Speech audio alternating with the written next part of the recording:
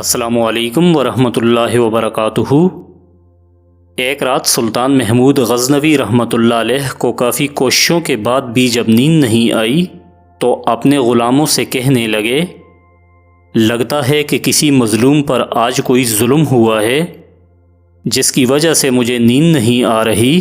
تم لوگ گلیوں میں پھیل جاؤ اور اگر کوئی فریادی نظر آئے تو اسے میرے پاس لے آؤ۔ تھوڑی دیر بعد غلام واپس آ کر کہنے لگے، سلطان ہمیں کوئی بھی فریادی نہیں ملا، آپ آرام سے سو جائیں۔ سلطان غلاموں کی بات سن کر دوبارہ اپنی خوابگاہ میں لیٹ گئے، مگر نیند نہ آنے کا سلسلہ برقرار رہا۔ پھر سلطان بیس بدل کر خود محل سے باہر نکلے۔ محل کے عقب میں حرم سرا کے نزدیک انہیں کسی کی فریاد سنائی دی کہ اے اللہ، سلطان محمود اپنے مصاحبوں کے ساتھ محل میں عیش و عشرت کی زندگی گزار رہا ہے اور محل کے عقب میں مجھ غریب پر یہ ظلم توڑا جا رہا ہے۔ سلطان نے فریاد سنتے ہوئے کہا، کیا بات کر رہے ہو؟ میں محمود ہوں اور تمہاری فریاد رسی کے لیے آیا ہوں، مجھے بتاؤ تمہارے ساتھ کیا ظلم ہوا ہے؟ فریادی نے کہا، آپ کے خواص میں ایک شخص جس کا نام میں نہیں جانتا ہر رات میرے گھر آتا ہے اور میری بیوی پر ظلم و تشدد کرتا ہے۔ سلطان نے اس سے پوچھا، وہ اس وقت کہاں ہے؟ فریادی نے کہا، شاید اب چلا گیا ہو۔ سلطان نے کہا، دوبارہ جب وہ آئے تو فوراً آ کر مجھے اطلاع کر دو، اور ساتھ ہی سلطان نے محل کے دربان سے اس فریادی کو ملوایا اور کہا کہ جب بھی یہ دربار میں آئے اسے سیدھا میرے پاس پہنچا دینا، اگر میں نماز کی حالت میں بھی ہوں تو بھی پرواہ مت کرنا۔ اگلی رات وہ شخص سلطان کے پاس آیا اور بتایا کہ اس وقت وہ شخص میرے گھر میں ہے۔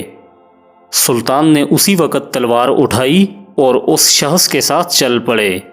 جب اس کے گھر کے قریب پہنچے تو اسے کہا کہ گھر کے سارے چراغ بجھا دو، جس کے بعد سلطان نے اندھیرے میں ہی اس کے گھر میں گھس کر اس شخص کا سر تن سے جدا کر دیا۔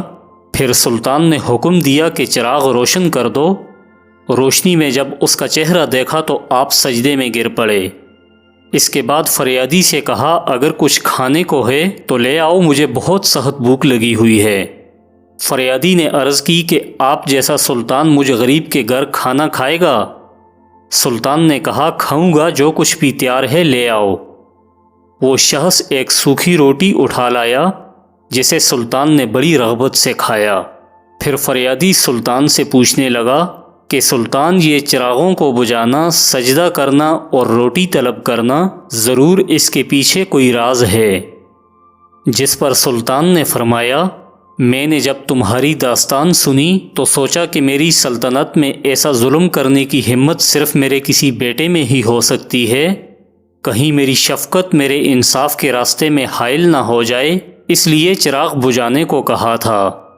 روشنی میں اس بدبخت کا چہرہ دیکھ کر اللہ کے شکر میں اس لیے سجدہ ریز ہوا کہ یہ میرا بیٹا نہیں بلکہ کوئی اور تھا، اور کھانا اس لیے مانگا کہ جب سے مجھے تمہاری مصیبت کا علم ہوا میں نے اللہ کے سامنے قسم کھائی تھی کہ جب تک تمہیں انصاف نہیں مل جاتا میری اوپر کھانا حرام ہے، لہٰذا اس وقت سے اب تک میں نے کچھ کھایا نہیں تھا۔ سبحان اللہ۔ میرے بھائیو، یہ بھی مسلم حکمران تھے جن کے انصاف کی یہ داستانیں سن کر باخدا آنکھیں نم ہو جاتی ہیں۔ ہمیں کسی پر کوئی تنقید نہیں کرنی، بس ایک دعا لب پر ہے کہ خدایا اپنی رحمت کے طفیل ہم پر خصوصی رحم فرما۔ والسلام۔